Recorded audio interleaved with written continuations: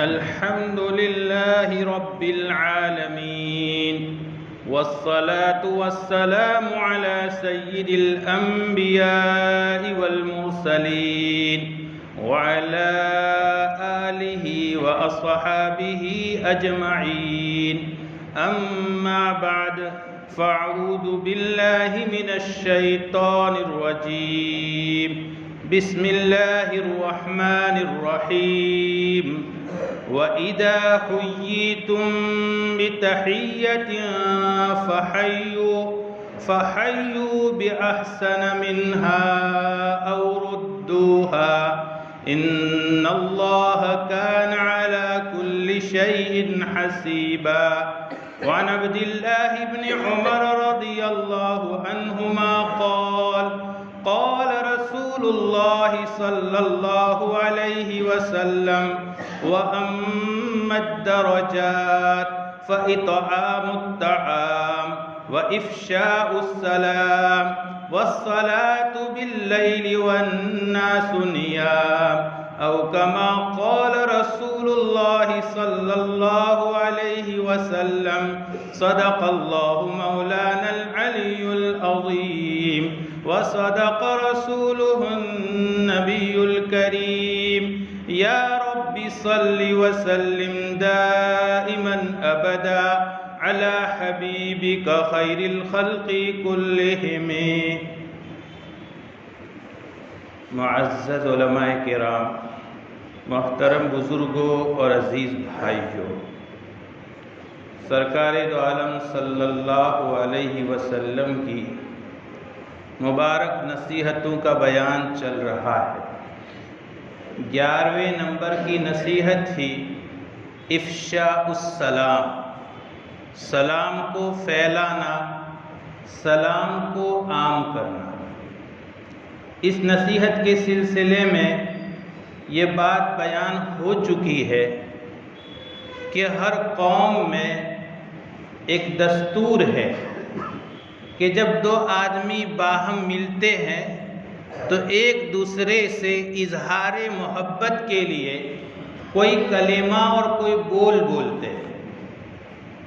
اللہ جل جلالہ و عم نوالہ اور سرکار دو عالم صلی اللہ علیہ وسلم کا بہت بڑا احسان ہے کہ اس امت کو بھی ایک طریقہ بتایا، اور وہ طریقہ یہ ہے کہ جب دو مسلمان بھائی آپس میں ملے تو ایک دوسرے کو سلام کریں، اور ایک دوسرے کو سلام کرنے سے آپس میں محبت کا اظہار ہوتا ہے، اور دوسرے کے سامنے یہ بات کا بیان ہوتا ہے کہ آپ مسلمان ہیں، اس لیے مجھے دل سے آپ سے محبت ہے.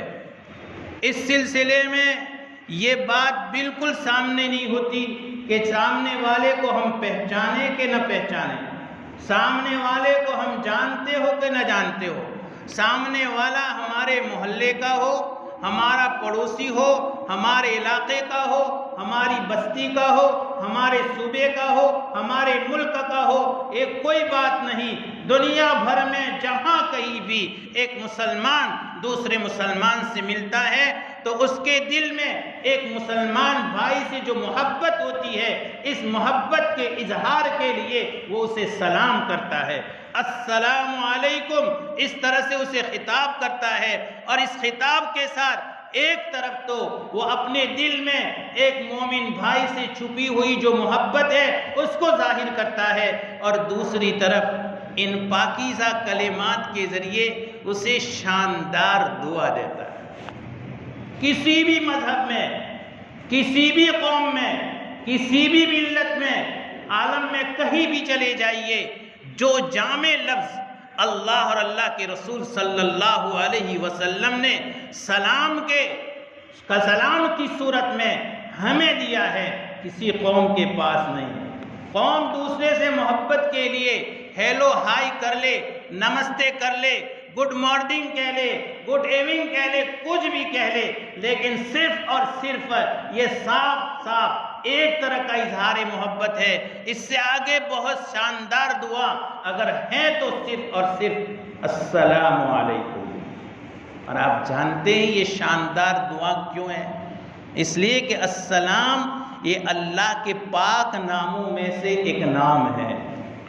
اللہ کے بے شمار نام ہے اور اللہ کے پاک ناموں میں ایک نام السلام ہے۔ حضرت امام بخاری رحمۃ اللہ علیہ نے ان کے کتاب ہے الادب المفرد، حضرت انس رضی اللہ تعالیٰ عنہ کی سند سے اس میں روایت بیان کی ہے کہ اللہ کے نبی صلی اللہ علیہ وسلم کا ارشاد ہے، آپ نے فرمایا السلام اسم من اسماء اللہ تعالی، سلام یہ اللہ کے ناموں میں سے ایک نام ہے، وضعہ فی الارض، اور اس کو اللہ نے زمین میں اتارا ہے۔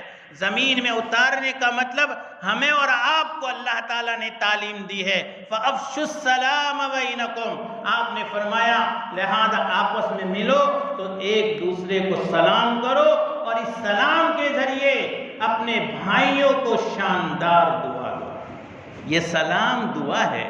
ہم اور آپ چونکہ اس کا مطلب سمجھتے نہیں ہے، اس دعا کا معنی نہیں سمجھتے، علامہ ابن عربی رحمۃ اللہ علیہ کے حوالے سے ایک تفسیر ہے معارف القرآن، اس میں یہ قول نقل کیا ہے کہ یہ السلام اللہ کے اسماء حسنی میں سے ہے، اور السلام کا معنی ہے اللہ رقیب علیکم، اللہ تمہارا محافظ رہے، اللہ تمہارا نگران رہے، اللہ تمہاری حفاظت کرنے والا بنے۔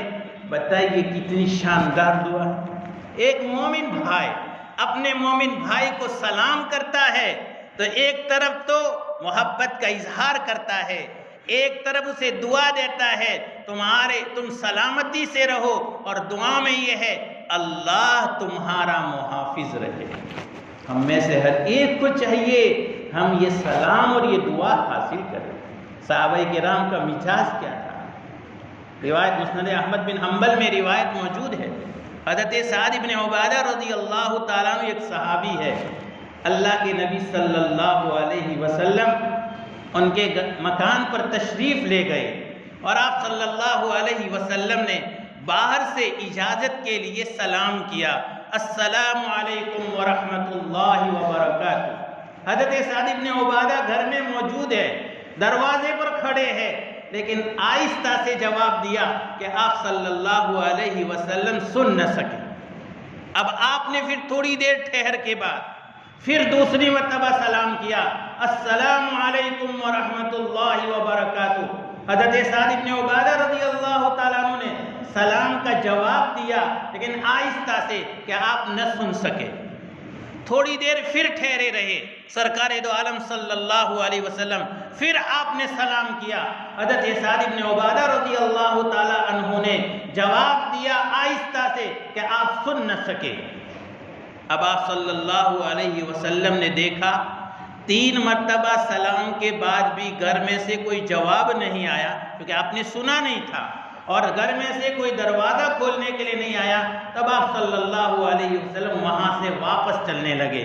چونکہ یہی طریقہ ہے کہ کسی کے گھر جائیں اور 3 مرتبہ اجازت کے لیے سلام کرے یا دستک دے یا آپ بیل بجائیں، اور اس کے بعد 3 مرتبہ کے بعد بھی سلام کا جواب نہ ملے، دستک کا جواب نہ ملے، اندر سے آپ کو کوئی جواب نہ ملے، واپس چلے جائے۔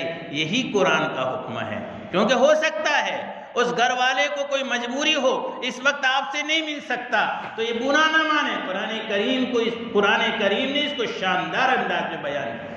اب واقعہ یہ ہے سرکار دو عالم صلی اللہ علیہ وسلم واپس ہونے لگے۔ اب جلدی سے حضرت سعد بن عبادہ رضی اللہ تعالیٰ عنہ نے دروازہ کھولا، پیچھے سے بھاگے اور اللہ کے نبی صلی اللہ علیہ وسلم سے لپٹ گئے اور عرض کیا، یا رسول اللہ آپ گھر میں تشریف لائے، آپ واپس کیوں جا رہے ہیں؟ فرمایا دیکھو اسلامی طریقہ یہی ہے، 3 مرتبہ میں نے سلام کیا، اندر سے کوئی جواب نہیں ملا، اس وجہ سے اب میں واپس ہو رہا ہوں، یہی اسلامی طریقہ ہے۔ انہوں نے جو بات کہی، اور یہ ہے صحابہ کرام کا ایک شاندار البلا انداز، کہ یا رسول اللہ میرے ماں باپ آپ پر قربان ہو، آپ نے جتنے مرتبہ سلام کیا میں نے دل سے آپ کو جواب دیا، آہستہ سے جواب دیا، اور میری مرضی، میری خواہش یہ تھی، میری تمنا یہ تھی کہ آپ کے مبارک جو ہے دہنے مبارک سے بار بار آپ سلام کریں اور آپ کی طرف سے سلامتی کی مجھے دعا ملے۔ یہ جذبہ تھا۔ اگرچہ یہاں کبھی کبھی محبت میں انسان ایسا عمل کر لیتا ہے جو ادب کے خلاف ہوتا ہے، یہ ادب کے خلاف تھا، لیکن بہرحال محبت کبھی انسان کو انتی بنا دیتی ہے، عقیدت کبھی انسان کو انتی بنا دیتی ہے۔ یہاں پر بھی یہی تھی کہ آپ صلی اللہ علیہ وسلم کے مبارک بول اور آپ کے پاکیزہ کلمات اور سلامتی کی دعائیں چاہیے تھی، اس لیے انہوں نے آہستہ سے جواب دیا۔ پھر اللہ کے نبی صلی اللہ علیہ وسلم برا نہیں منایا، کیونکہ آپ جانتے تھے صحابہ کرام مجھ پر جانثار ہے، ان کو مجھ سے کتنا عشق ہے، کتنا لگاؤ ہے، میری دعائیں چاہتے ہیں۔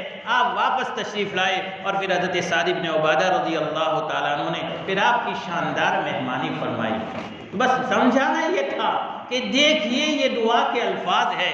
صحابہ کرام کے مزاج میں یہ بات تھی کہ وہ یہ دعاؤں کے الفاظ سننا چاہتے تھے اور دعائیں دینا چاہتے تھے اور دعائیں لینا چاہتے تھے۔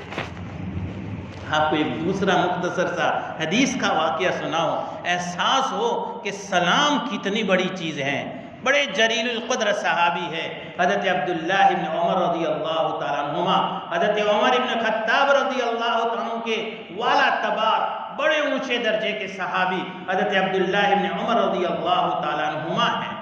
ان کے بارے میں ایک صحابی رسول ہے حضرت عبی بن کعب رضی اللہ تعالیٰ عنہ، ان کے صاحبزادے حضرت طفیل رحمت اللہ علیہ ہے، انہوں نے یہ واقعہ سنایا۔ حضرت طفیل رضی اللہ تعالیٰ عنہ فرماتے ہیں کہ میں صبح صبح حضرت عبداللہ ابن عمر کے گھر جاتا تھا اور پھر یہ شاگرد رہے ان سے علم حاصل کرنے کے لیے جاتا تھا۔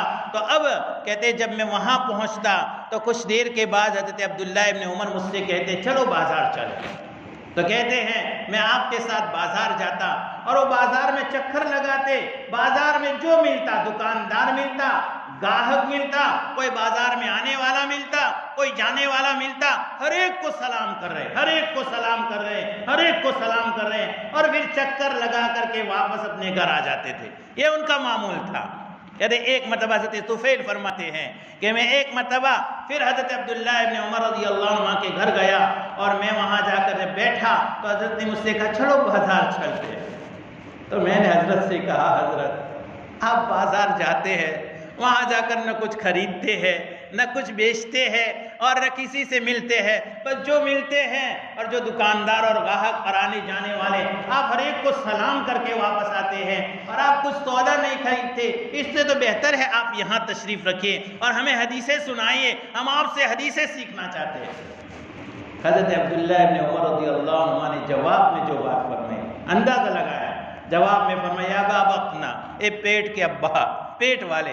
راوی حدیث نے یہ وضاحت کی ہے حضرت طفیل رضی اللہ تعالیٰ عنہ تھوڑے موٹے بدن کے تھے، تو حضرت عبداللہ ابن عمر اپنے شاگرد کو ایسے تفریحاً فرما رہے ہیں اے پیٹ والے، اور فرمایا انما نغدو من اجل السلام، تم یہ کہتے ہو کہ ہم بازار جا کر کے ایسے ہی چلے آتے ہیں، بازار جاتے ہیں اور کچھ کر کے نہیں آتے؟ تو فیل سن لو، ہم بازار میں صرف سلام کے لیے جاتے ہیں، صرف سلام کے لیے جاتے ہیں۔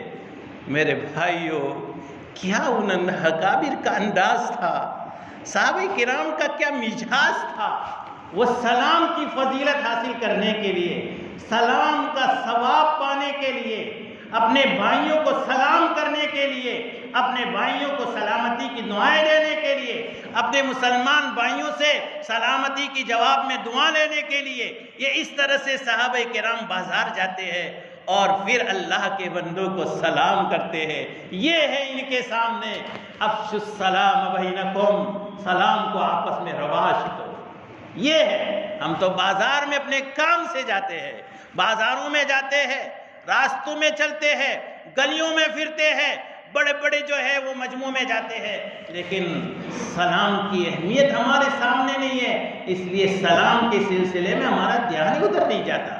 بڑی خوشی کی بات ہے، گزشتہ جمعہ بیان کے بعد ایک صاحب نے مجھ سے کہا آج آپ کا بیان سنا ہے، انشاءاللہ میں ہر ایک کو سلام کروں گا، چاہے جاننے والا ہو چاہے نہ جاننے والا، ہر ایک کو سلام کروں گا۔ میرے بھائیوں، دین کی باتیں بیان کرنے کا مقصد یہی ہے، عہد کر لیں انشاءاللہ۔ انشاءاللہ اس میں کون سا وقت جاتا ہے، اس میں کون سی شرط ہے؟ اس میں کون سی پابندی ہے؟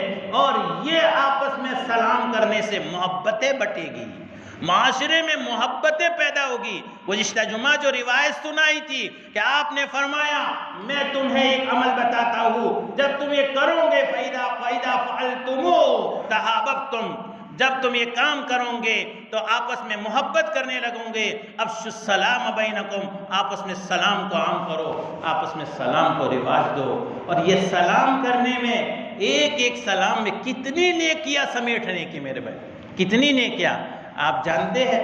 السلام علیکم ورحمۃ اللہ وبرکاتہ، یہ 3 کلمات ہے۔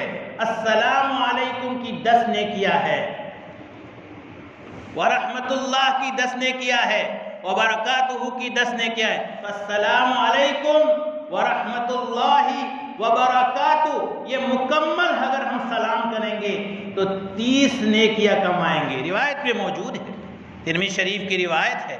حضرت عمران ابن حسین رضی اللہ تعالیٰ عنہ فرماتے ہیں ایک صحابی مجلس میں آئے اور آ کر کے انہوں نے السلام علیکم کہا، آپ نے جواب دیا اور فرمایا 10، یعنی انہوں نے اپنے نامہ اعمال میں 10 نیکیاں لکھوا دی۔ اس کے بعد پھر دوسرے صحابی آئے، انہوں نے سلام کیا تو اس طرح سے السلام علیکم ورحمت اللہ، تو آپ نے فرمایا 20، انہوں نے اپنے کھاتے میں 20 نیکیاں لکھوائی۔ ایک تیسرے صحابی آئے اور انہوں نے آ کر جب سلام کیا تو پورا سلام کیا السلام علیکم ورحمت اللہ وبرکاتہ، آپ نے فرمایا 30، یعنی انہوں نے اپنے کھاتے میں 30 نیکیاں لکھوا دی۔ بہتر تو یہ ہے کہ ہم جس مسلمان بھائی سے سلام کریں تو ہم پورا سلام کریں، السلام علیکم ورحمت اللہ وبرکاتہ۔ لیکن اگر اتنا لمبا سلام کرنے کی ایک تو عادت نہیں بنی ہوئی ہے اور اتنے لمبے سلام کا عام طور پر موقع نہیں ہوتا ہے تو کم سے کم السلام علیکم سے تو اپنے آپ کو محروم نہ کریں۔ ویسے بہتر تو یہ ہے کہ ہم یہ تینوں کلمات کہیں اور پھر ابتدا بالسلام کی کوشش کریں۔ ہمارے اکابر میں یہ معمول تھا، وہ کوشش کرتے تھے کہ کوئی مجھ سے پہلے سلام نہ کرے، میں پہلے سلام کروں۔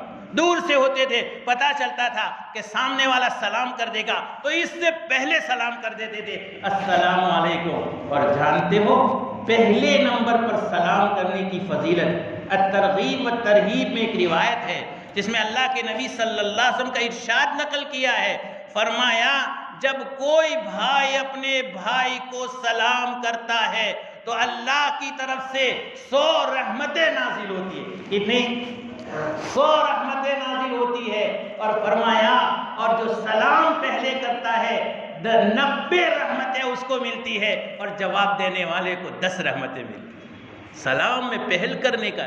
ایک دوسری روایت میں ایک صحابی نے اللہ کے نبی صلی اللہ علیہ وسلم سے پوچھا یا رسول اللہ 2 مسلمان بھائی آپس میں ملے تو پہلے کون سلام کرے؟ یعنی وہ پوچھنا چاہتے تھے بڑا سلام کرے پہلے کہ چھوٹا کرے، سوار کرے کہ پیدل کرے، چلنے والا کرے کہ بیٹھنے والا کرے۔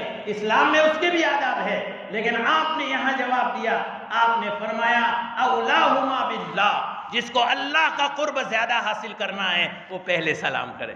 اب آپ کو اللہ کا قرب حاصل کرنا ہے، آپ پہلے سلام کرے۔ بڑے کو اللہ کا قرب حاصل کرنا ہے، بڑا پہلے سلام کرے۔ چھوٹے کو اللہ کا قرب حاصل کرنا ہے، چھوٹا پہلے سلام کرے۔